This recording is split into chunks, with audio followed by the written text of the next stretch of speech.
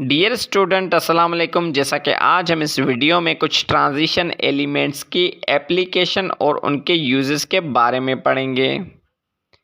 Titanium transition element artificial joints, bone plates, screw और दांतों के काम में भी यूज़ होता है। वेनाडियम ट्रांजिशन एलिमेंट बैटरी में कैटालिस्ट के तौर पर और शीशे में कलर देने में भी काम आता है। आयरन बिल्डिंग बनाने में, कंस्ट्रक्शन के काम, ब्रिज बनाने में और इसके अलावा रेलवे ट्रैक्स बनाने में भी काम आता है।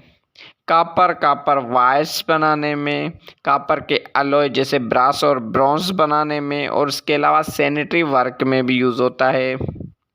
प्लाटिनियम ज्वेलरीज बनाने में और इसके अलावा कैटालिटिक कन्वर्टर जो कार वगैरह में या गाड़ियों में लगे पड़े होते हैं पॉल्यूशन कम करने में, उसमें भी यूज़ होता है कैटालिस्ट के तौर पर।